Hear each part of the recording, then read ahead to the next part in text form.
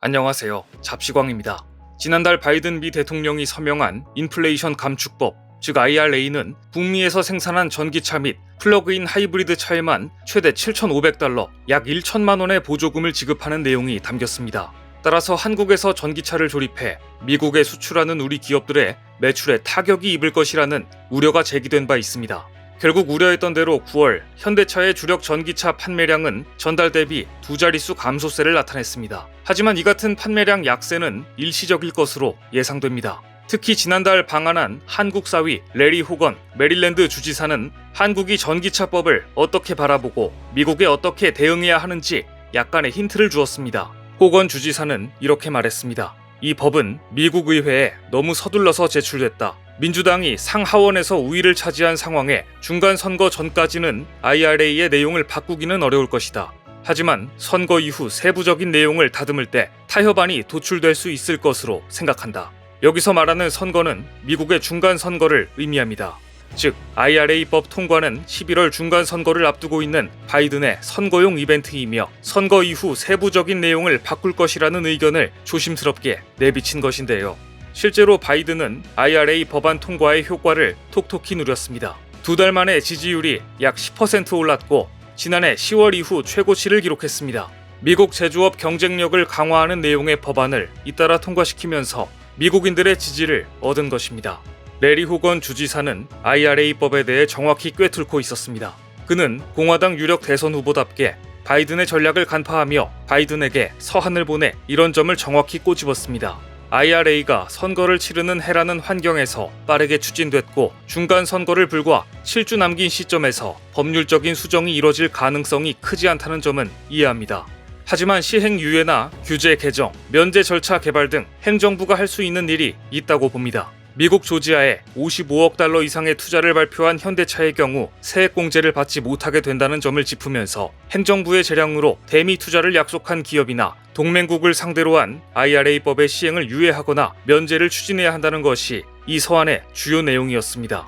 그런데 호건 주지사의 이러한 주장에 대해 회의적인 반응도 많았습니다. 이미 법안은 통과됐고 선거를 앞둔 민주당이 번복할 가능성은 거의 없었으니까 말입니다. 결국 미국의 중간 선거 결과를 그저 지켜보고 있을 수만은 없다고 판단한 국내 기업들은 공급망 다변화를 위해 재빠르게 움직였습니다. 먼저 현대차와 LG전자는 자신들이 가장 잘하는 분야로 손을 잡고 유럽 신재생 에너지 산업에 뛰어들었습니다. 현대차와 LG전자가 V2G, 즉 Vehicle to Grid 상용화에 손을 잡은 것입니다. V2G는 전기차를 에너지 저장 장치로 활용해 건물 등에 전기를 공급하는 기술로 전기차가 에너지 운반체 역할을 합니다. V2G 기술은 피크 시간대 에너지 그리드의 밸런스를 맞추어 운영 비용을 줄이고 화석 연료에 대한 의존도를 낮출 수 있으며 남아있는 전기를 전력회사에 되팔 수 있는 신재생 에너지 기술입니다. 현대차는 전기차 아이오닉5를 활용해 확보한 전력을 현지 송전 시스템 운영사 암프리온을 통해 공급할 예정입니다. LG전자는 에너지 관리에 최적화된 두 개의 앱을 개발했습니다. LG가 독자적으로 만든 앱에 전기차 충전 시간을 입력하면 차량이 언제 충전소에 도착할지 정확하게 예측해 전력 균형을 맞출 수 있도록 돕는 역할을 합니다. 탄소 중립 실현에 앞장서고 있는 유럽 시장에서 친환경 에너지 솔루션을 제공해 전기차 시장을 선도하겠다는 전략인데요. 혁신적인 에너지 기술을 미국보다 유럽 시장에 먼저 내놓겠다는 것입니다. IRA법으로 인해 타격을 입을 것으로 예상되는 국내 전기차 배터리 기업들 역시 북미와 호주로 공급망 변화를 시도했습니다. SKO는 중국산 리튬에 대한 의존도를 낮추기 위해서 호주 글로벌 리튬과 MOU를 체결했습니다. 하얀 석유로도 불리는 리튬은 배터리 양극재의 필수 원재료인데 호주는 세계 최대 리튬 생산국이자 니켈, 코발트 등 배터리 핵심 광물의 주요 생산국이기도 합니다. LG 에너지 솔루션도 캐나다 기업 3곳과 리튬과 코발트 등 핵심 광물을 공급받기 위한 MOU를 체결했습니다. 예상을 뒤엎고 한국 기업들이 빠르게 대응을 해가자 미국에서도 분위기 변화가 감지되고 있습니다. 가장 먼저 현대차가 거액의 투자를 예고한 조지아주 의원들이 나섰습니다. 조지아주 래피얼 원옥 의원은 IRA에서 보조금 관련 일부 조항을 유예하는 내용의 법안을 미 상원에 제출했습니다. 이 법안에는 IRA에 보조금이 지급되기 위한 요건 중 미국 내 배터리 생산 관련 조건은 2025년으로 전기차 최종 조립은 2026년까지 유예하는 내용을 담고 있었습니다. 원옥 의원은 아예 이 법안의 배경을 설명하면서 현대차를 언급했습니다. 이 법안이 통과되면 조지아주 전역에서 보임금 일자리를 지원하고 현대와 같은 조지아 자동차 제조업체를 강화할 것으로 기대된다고 언급한 것입니다. 앞서 원옥 의원은 개정안 발의 전에도 옐런 재무장관에게 서한을 보내 최대한의 융통성을 발휘해달라며 미국 정부에 IRA 시행에서 현대차가 역차별을 받지 않게 해달라고 요청한 바 있습니다. 현대차는 조지아주에 55억 달러, 약 7조 8,760억 원을 투자해 공장을 건설하고 약 8,100명을 채용할 계획입니다. 현대차의 조지아 전기차 공장 완공 목표 시기는 2025년으로 예정되어 있습니다. 만약 현대차가 역차별을 받을 경우 매출이 줄고 공장 투자 계획에 차질이 생겨 조지아주는 어려움을 겪을 수 있습니다. 이에 발등에 불이 떨어진 조지아주는 다각도로 현대차를 돕기 위해 미국 상원 의원까지 나선 것입니다.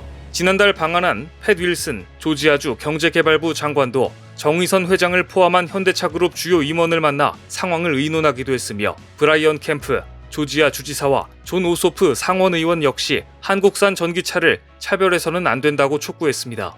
또한 미 의회는 오는 11월 중간 선거를 앞두고 선거 전에 돌입하기에 IRA 법안에 대한 심의 및 통과는 당장 진전되기 어려울 것으로 보입니다. 진전이 되어도 중간 선거 뒤 적용될 가능성이 높다는 관측이 지배적입니다. 하지만 바이든의 선거용 이벤트로 사용된 뒤 선거가 끝나면 세부 사항 조정으로 현대차 등은 면책될 가능성이 높다는 예상이 미국에서도 나오고 있습니다. 바이든이 구상하는 중국을 제재하며 미국이 주도하는 반도체와 배터리 산업 재편에 있어 한국은 빠질 수 없는 존재이기 때문입니다. 이를 뒷받침하는 분석도 나왔습니다. 만약 미국에서 IRA 법안이 실제 원안대로 시행된다면 미국 내 기업들조차 조건을 맞출 수 없다는 분석이 나온 것인데요. IRA가 본격 시행되는 내년부터는 북미 내 최종 조립뿐만 아니라 일정 비율 이상 미국이나 미국과 FTA 체결을 한 국가에서 배터리 광물과 부품을 조달해야 하는 등 조건이 너무나 까다롭기 때문입니다. 실제로 흑연은 중국에서 생산되는 물량이 82%에 달하고 천연 흑연 정제는 전량 중국에서 이루어지고 있습니다. 리튬 역시 미국과 FTA를 체결한 호주와 칠레에서 생산되지만 정제는 미국과 FTA 미체결국인 인도네시아에서 주로 이루어집니다. 배터리 부품 조건 역시 충족하기가 쉽지 않습니다. 전 세계 배터리 셀의 75% 이상이 중국에서 이루어지고 있고 배터리 핵심 소재인 양극재와 음극재 또한 세계 시장에서 중국 의존도가 60%가 넘는 실정입니다. 따라서 이 법안 그대로를 맞출 수 있는 미국 내 기업은 많지 않을 것으로 보입니다. 그야말로 바이든의 선거용 법안이라는 이야기인 것이죠. 한편 IRA법은 단기적으로는 한국 기업들에게 피해를 줄 수 있지만 중장기적으로는 기회 요인으로 작용할 가능성이 있다는 전망도 나오고 있습니다. 최근 국내 배터리 3사가 미국 시장 진출을 적극적으로 추진하고 있고 2025년에는 우리 기업의 미국 시장 합산 점유율이 56.4%에 달할 것이기 때문에 일본, 중국 등 경쟁국보다 확실히 우위에 있을 수 있다는 것입니다. 바이든의 운명을 가를 중간 선거가 다가오고 있는 가운데 이번 선거전은 무언가 매끄럽지 못한 모습입니다. 바이든의 지지율은 45%로 상승세에 있지만 미국 민주당 지지자의 무려 56%가 바이든의 재선 출마에는 반대를 표하는 것으로 나타났기 때문입니다. 이런 분위기 속에서 어떻게든 중간 선거를 승리로 이끌어야 하는 바이든 대통령이 선거 이후 IRA법을 어떻게 수정 보완할 것인지 한국을 비롯한 안팎에 시선이 쏠려 있습니다. 오늘 준비한 소식은 여기까지입니다. 댓글을 통한 여러분들의 많은 의견 기다리겠습니다. 시청해주셔서 감사합니다.